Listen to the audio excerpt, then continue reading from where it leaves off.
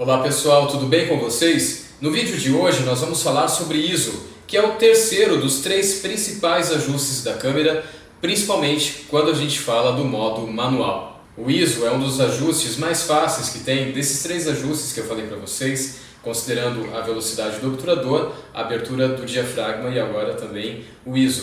Ele está principalmente relacionado à sensibilidade à luz.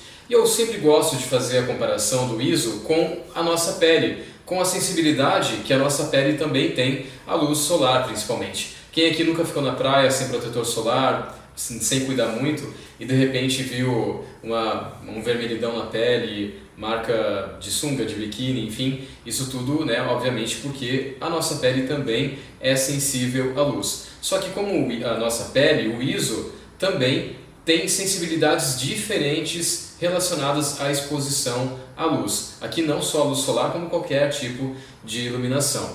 Existem valores de ISO que são mais sensíveis à luz e outros valores de ISO que são menos sensíveis à luz. E nesse caso não tem nenhum segredo.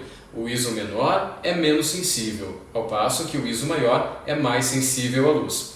A gente pode começar a partir do ISO 100. E sempre dobrando esse valor para avançar nesses valores de ISO. Começando então pelo 100, depois o ISO 200, ISO 400, 800, 1600, 3200, 6400, 12800, 25600. Será que eu falei certo? E olha que interessante, vamos colocar isso de um modo prático. Vamos voltar àquele exemplo da praia.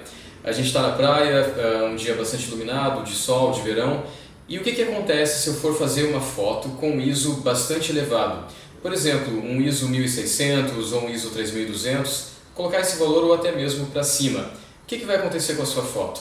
Ela vai ficar totalmente super exposta. Por quê? Esse valor de ISO é um valor muito alto para uma quantidade bastante grande de iluminação. Então a tendência é que a gente deva diminuir o valor desse ISO, um ISO 100, um ISO 200, um ISO 400, provavelmente vai ser mais do que suficiente para a extensa claridade, né, a extensa iluminação que existe naquele local. Agora vamos colocar o contrário disso, eu estou num lugar bastante escuro, com bem pouca iluminação, e o que acontece se eu usar esse ISO baixo, ISO 100, ISO 200, 400, provavelmente a minha foto vai sair subexposta, ou seja, ela vai ter menos luz do que o necessário e de um modo geral a foto vai ficar escura. Por isso que eu falo então que o ISO é o mais fácil desses três ajustes, entre a velocidade do obturador, a abertura do diafragma e o próprio ISO. Ele é mais fácil porque a relação dele é bastante direta. Como eu disse anteriormente, os valores menores de ISO são menos sensíveis à luz e os valores maiores de ISO são mais sensíveis à luz. Só que sempre tem uma pegadinha, nunca é tão simples assim. No caso do ISO, há um efeito estético ou até mesmo um defeito que a gente pode dizer que é causado quando a gente aumenta muito o valor do ISO. Eu estou falando de ruído na fotografia. O ruído ele cria um aspecto como se a foto tivesse vários pontinhos ao mesmo tempo.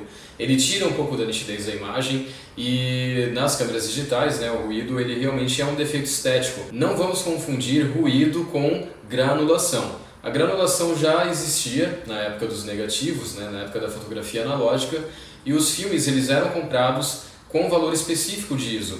Você podia comprar um filme com ISO 100, um filme com ISO 200, 400, 800. Geralmente em laboratórios comerciais assim populares o valor máximo de ISO era o ISO 800 apenas, e ele tendia a ter uma granulação maior na fotografia.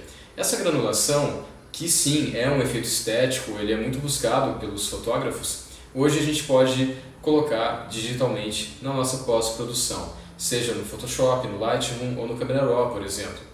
E eu particularmente gosto bastante da granulação, especialmente quando a gente coloca em fotos em preto e branco. Tá, mas e na minha câmera? Como é que eu faço para encontrar essa função ISO? É muito simples. Provavelmente a sua câmera já pode ter um botão dedicado especialmente para o ISO. Clicando nesse botão você consegue escolher todas as variações de valores de ISO ou até mesmo deixar no ISO automático também. É sempre bom a gente prestar bastante atenção no ISO, especialmente se a gente quer evitar uma exposição incorreta e principalmente relacionada ao ruído na fotografia. Ainda falando sobre o ruído, eu quero dar uma dica bem rápida para finalizar esse vídeo. Para evitar que o ruído seja algo realmente muito excessivo na nossa fotografia, faça um teste. Veja qual é o valor máximo que a sua câmera atinge. Evite esse valor. Use 2 valores abaixo do valor máximo que a sua câmera atinge. Dessa maneira você consegue evitar que o ruído fique muito grande na sua fotografia. Outra dica também é procurar no menu da sua câmera algum ajuste parecido com diminuição de ruído. Provavelmente a sua câmera tem esse ajuste e quando você escolhe diminuir o ruído na sua fotografia, essa diminuição de ruído vai acontecer quando você estiver usando um ISO maior e a sua câmera, o software da câmera consegue diminuir a presença de ruído na sua câmera. Então pessoal, é isso. Eu agradeço vocês por terem assistido até o final, espero que vocês tenham aprendido um pouquinho mais sobre fotografia e fiquem atentos para os próximos vídeos que vão ter aqui nesse canal. Um grande abraço a vocês!